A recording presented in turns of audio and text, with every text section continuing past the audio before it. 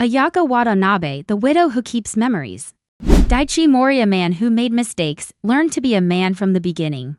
Inspector Kenji Takahashi, the silent keeper of justice. Riku Sano, the cold accomplice. Master Nakamura, the bread boss in Priso. Based on a true story adapted into a novel. The sun was already dipping low behind the hills, casting a soft orange glow over the gravestones at Rosewood Cemetery. The wind whispered gently through brittle oak leaves, scattering them across the cracked asphalt path. It was a kind of peace Margaret Langston had grown used to, a peace that only cemeteries could offer. The kind of peace where nobody expected you to smile. She carried a small canvas tote in one hand, clippers, a water bottle, a faded cloth. In the other, a bouquet of white chrysanthemums. Every Thursday, for the past 3 years, she'd made this walk. The same path, the same steps, the same silence. Only the flowers ever changed. Henry had always loved chrysanthemums. Margaret knelt slowly in front of the modest gray headstone that read, Henry R. Langston, 1948 to 2020. The silence between us was never empty. She smiled, touching the edge of the stone like it was still warm. Hey, love, she murmured. I brought you fresh ones. Took me forever to find the white kind again. Her voice wavered, just a little, like the wind brushing the nape of her neck. She trimmed the edges of the overgrown grass, swept aside dried leaves, then placed the flowers neatly in the brass holder. The cemetery was empty, as it often was during the week. No footsteps but hers. No sounds but the rustle of wind and her breath. But today something felt off. She was just about to stand when she heard it, a soft shuffle behind her. Not the wind, not a squirrel, something human. She turned, and then everything happened too fast. A hand grabbed her by the shoulder. Another yanked the canvas tote from her arm, spilling its contents across the path. Don't scream, a low voice rasped. Another man, taller, leaner, stepped in front of her, his face hidden under a hoodie. The chain, and those earrings. Now, Margaret froze. Her hands trembled as they instinctively reached for the gold chain around her neck. The one Henry had clasped for her on their wedding day, almost 40 years ago. She didn't even realize she was shaking her head. I can't. Please. Now, the tall one, Tyrone, grabbed the chain, yanked it so hard that Margaret stumbled backward, falling hard onto the pavement. Her elbow scraped against the gravel, blood trickling. Her heart pounded so loud she could barely hear the second man. Ricky reached down and ripped the tiny pearl studs from her ears. They didn't look at her again. They just ran. By the time Margaret could stand, they were gone, two shadows melting into the fading light.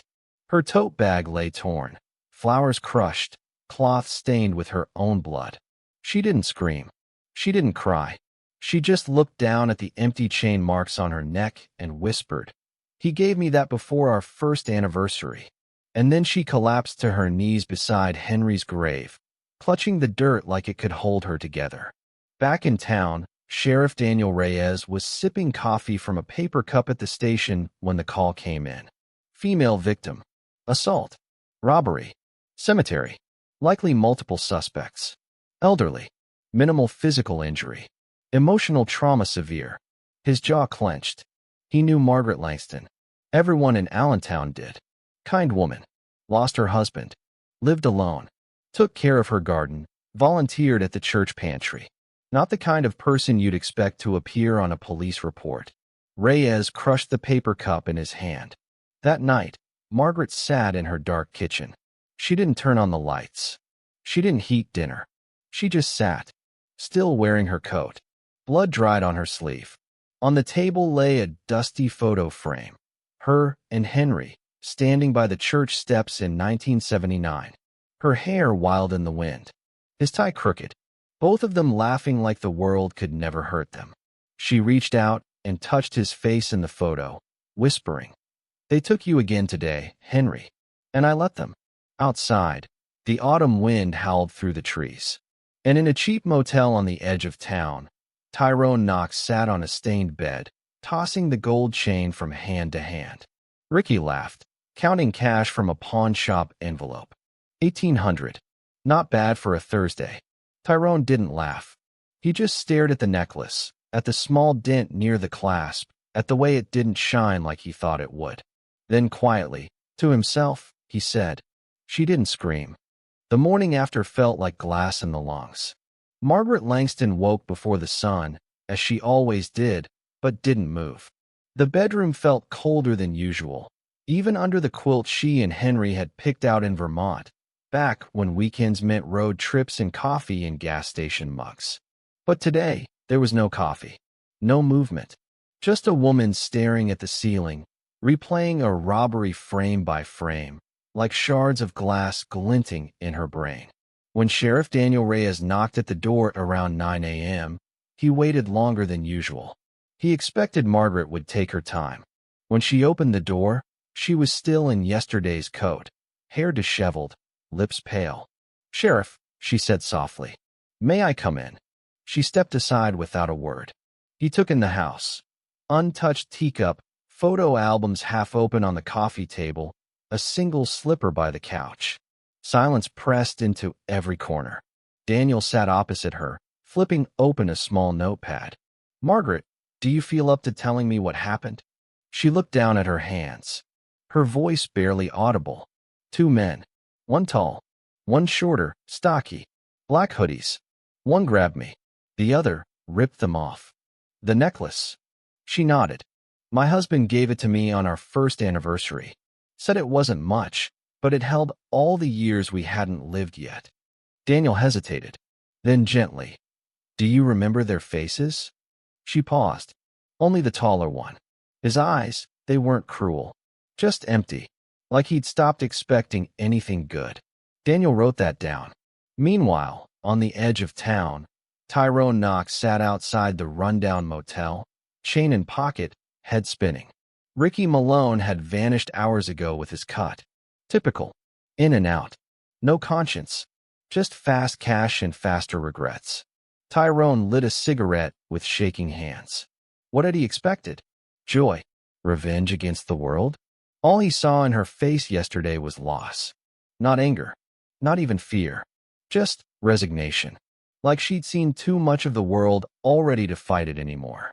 By late afternoon, Daniel had already pulled traffic cam footage. Two men on foot near Rosewood Cemetery at 5:12 p.m. dark clothes. One taller, one limping slightly. They turned down Monroe Avenue, disappeared off camera. Pawn shop records showed a gold chain with a bent clasp had been sold that evening. The name? Ricky Malone. The video? Clear. It didn't take long. By midnight, Daniel knocked down the door of room 8 at the Penn Inn Motel. Tyrone didn't run. He didn't even ask why they were there. He just raised his hands and said, "Yeah, I figured." At the station, Tyrone sat in silence across from Sheriff Reyes. "You're not going to ask for a lawyer?" Daniel asked. Tyrone shook his head. "Don't need one. I did it." Daniel leaned forward. "You know you didn't just steal jewelry. You hurt someone who already lost everything once." Tyrone looked up. "Yeah, I saw that." Daniel studied him. "Then why did you do it?" Tyrone opened his mouth, but no words came. He looked down, ashamed. "I guess.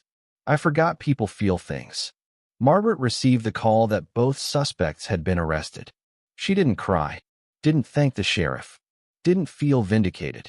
Instead, she opened a small drawer in her bedroom, pulled out a worn envelope with Henry's handwriting. Inside, a letter he wrote for her the year he was first diagnosed. "If I'm gone before you, promise me this. Don't let the world harden you. Pain is inevitable. Bitterness is a choice." She read it again, then again. Her fingers trembled. 2 weeks later, Daniel visited her once more. Brought back the necklace. Bent, scratched, dull. "I'm sorry, Margaret. This is what they recovered. It's not in great shape." She took it in both hands, eyes wet. "I don't care. It's mine. And it survived." Daniel looked at her quietly. "They're going to trial. You'll be asked to testify." "You don't have to, but..." "I will," she interrupted. He blinked. "Not to punish them, but to tell them what they took. That night, Margaret placed the damaged chain in a wooden box Henry had built for her during their 10th anniversary. She closed the lid gently, whispering, "It still carries weight, just like me." Outside, rain began to fall against the window. Somewhere, deep in the county jail, Tyrone stared at a cracked ceiling, thinking about chrysanthemums. The courthouse in downtown Allentown had seen its share of stories, some loud, some desperate, some forgettable. But this day carried a weight that made the air feel thick, like something sacred and final was about to be spoken aloud. Margaret Langston sat on the wooden bench outside courtroom 2B. Dressed in a navy blue sweater and pressed slacks, she looked composed. But her right hand wouldn't stop trembling. She held Henry's chain in her fist. Not to wear, just to feel. Across the hall, Tyrone Knox was escorted from a holding room. Handcuffed, eyes down, wearing a state-issued beige jumpsuit. His face was pale, but he walked steadily. No slouching, no swagger. Just a man who had decided to walk into whatever came next with his eyes open. Inside the courtroom, Judge Behrman, a tall, solemn woman in her early 60s, called the session to order. The charges were read aloud. Robbery in the second degree. Assault on a vulnerable individual. Possession of stolen property. Ricky Malone sat beside his public defender, arms crossed, expression defiant. His lawyer attempted to minimize his role, suggesting impulsivity, economic hardship, a troubled childhood. Margaret sat still through it all, face unreadable. Then it was Tyrone's turn. His attorney stood, voice low but firm. "Your Honor, my client accepts responsibility. He has entered a plea of guilty. He does not dispute the facts. He only wishes to speak directly to the court and to the woman he harmed." The judge nodded. "Proceed." Tyrone stood, not straight like a soldier, not crumpled like a beggar, just a man who had something to say. "I was raised by a mother who worked 2 jobs," he began. "She taught me to respect people, to work hard, to stay out of trouble. But somewhere along the way, I stopped listening." He swallowed. "I didn't rob Mrs. Langston because I needed food or shelter. I had both. I did it because I was angry at the world and too cowardly to face myself." Then his eyes turned, slowly, toward Margaret. "I didn't know your name then. I do now. Margaret, you didn't scream. You didn't fight. You just looked at me like I'd already lost." His voice cracked. "You were right." The judge nodded again. "Mrs. Langston, would you like to speak?" The room held its breath. Margaret stood, her steps slow but unwavering. She looked first at the judge, then at Tyrone. "I've thought a long time about what to say here," she said softly. "And every version started with anger. But that's not how I want to end this chapter of my life." She took a breath. Her voice steadied. "When you took my necklace, you didn't just steal gold. You stole the last thing my husband gave me before he died. You stole peace. You stole sleep. You made the world colder." Tyrone looked down. "But," she continued, "you also gave me something I didn't expect. You gave me a choice. To stay in the dark, or to begin again." The courtroom was silent. Margaret looked at the judge. "I don't want leniency, but I don't want vengeance either. I want him to know that what he did mattered, that it changed something. Not just for me, for him too." She paused. "And if there's still something human in him, maybe that matters more than a sentence." The judge leaned back, absorbing the weight of the moment. When the sentence was delivered, it was deliberate and clear. Ricky Malone, 10 years, no parole for first 5. Tyrone Knox, 6 years, with eligibility for a rehabilitation program inside the state prison system. As Tyrone was led away, he turned once, just once, and met Margaret's eyes. No words, just a nod, a kind of thank you that didn't need to be said. That evening, Margaret returned home, slipped the necklace back into its wooden box, and lit a candle by Henry's photo. She didn't pray. She didn't cry. She just whispered, "I said what I needed to say, Henry." And maybe, just maybe, someone heard me. Outside, the wind brushed against the windows like soft fingertips. State Correctional Institution, Somerset, Pennsylvania. Winter came early that year. Tyrone Knox could feel it in the bones of the building, in the way the wind hissed through the cracks of the old prison walls, in the way silence crept into the corners of his cell and stayed there like an unwanted guest. He didn't talk much. He didn't ask for phone calls. He didn't join the poker games or the late-night arguments about football. But one thing changed the rhythm of his days: the smell of bread. The prison's rehab program offered vocational tracks: carpentry, welding, food services. Tyrone chose baking, not because he had any passion for it, but because it was the quietest room in the whole damn place. Baking for redemption. The faded sign above the kitchen read. The instructor, Mr. Harlan, was a former military cook with a permanent limp and a voice like gravel. "You screw up dough," Harlan barked, "you start over. There's no shortcut. There's no cheat. It's like life, except bread forgives you faster." Tyrone chuckled the first time he heard that. Then he learned Harlan wasn't joking. The first few weeks were brutal. His loaves came out dense, sour, undercooked. His fingers blistered. His arms ached. He burned the edge of his forearm once, trying to save a tray of dinner rolls. But something strange happened. He didn't quit. And for once, no one expected him to quit either. One evening, as snow dusted the window panes, Harlan handed Tyrone a folded sheet of paper. "What's this?" Tyrone asked, wiping flour from his hands. "A letter," Harlan said gruffly. "Your victim, the old lady." She wrote back. Tyrone's hands froze. He stared at the envelope like it might explode. Later that night, under the dim yellow light of his cell, he opened it slowly. "Mr. Knox, I don't know what writing this will accomplish. I didn't think I would reply, but something in your words felt honest. Maybe because you didn't try to excuse yourself. I won't tell you I'm fine. I won't tell you I've forgotten. But I will tell you this. I believe people can begin again. Not by asking for permission, but by proving it, day by day. Asterisk if you ever send something you made with your own hands, I will accept it. Not to forgive you, but to see if there is something in you worth believing in. Margaret Langston." Tyrone folded the letter, placed it under his mattress like a sacred thing. For the first time since his arrest, he cried. Quietly, so no one could hear. Weeks passed. He rose before the bell, measured flour with care, learned how to fold air into dough, how to balance salt and sugar, how to know when the crust was too hard or when it was just right. And then one day, Harlan walked in with a cardboard box. "You ready?" "For what?" Harlan nodded toward the oven. "You're going to send your first loaf out." Tyrone looked at the golden brown bread resting on the wire rack. He'd braided the top, carefully, like he'd once watched his mother braid his sister's hair. He wrapped it in parchment paper. No ribbon, no card, just a small note.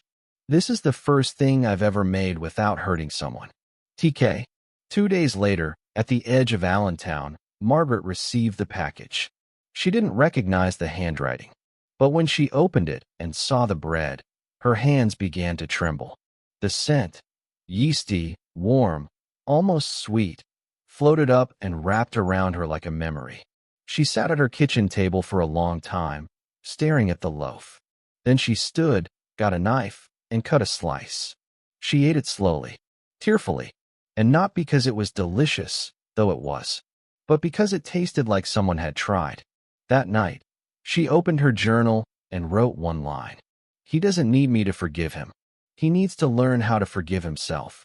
But maybe this is how it begins." Back at the prison, Tyrone lay on his cot, staring at the ceiling. He didn't know if she got it, didn't know if she cared, but he knew one thing. He was going to bake again tomorrow. The snow had melted. Spring hadn't arrived yet, but something softer than winter was in the air. Margaret Langston stood on the back porch of her house, sipping tea, watching the hydrangeas push timid green buds through the thawed soil. She hadn't tended them in 2 years. Not since Henry's diagnosis. But somehow, they were still alive. She found that oddly comforting. The days began to look different, lighter. At the town library, Margaret helped restock old books. At church, she offered to organize the pantry shelves. And on Wednesdays, She walked past the little storefront at the edge of Maple Street. It had a dusty for lease sign, faded letters on the window, Windsor's Tea and Biscuits, EST 1978. Something tugged at her. The next day, she called the number. 3 weeks later, the sign changed to read, Langston's Porch, Tea, Quiet, Kindness. It wasn't fancy, just 4 tables, soft light, shelves of used books, and a handwritten menu board. Earl Grey with lemon, chamomile, and lavender. Fresh bread, rotating selection. That last item, she added on a whim. When people asked, "Who bakes for you?" she only smiled. She didn't say a man behind bars who once took everything from me. She just said, someone learning. In Somerset, Tyrone had nearly finished his sentence.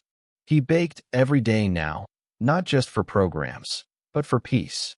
He became the one inmates turned to when they failed a proof or burned a crust. "Yo, T, what's the secret?" they'd ask. He always said the same thing. Patience. Bread forgives you if you wait long enough.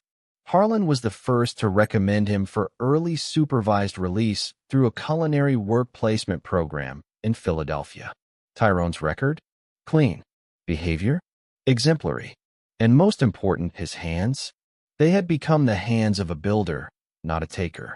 When the approval came, Tyrone didn't cheer. He just stared at the paper. A new address. A new bakery. A new city. But before he left, he baked one last loaf in the prison oven. Not braided. Not fancy. Just a simple, perfect loaf. Golden brown. Tender. He packed it with a note. "This is my last loaf behind bars.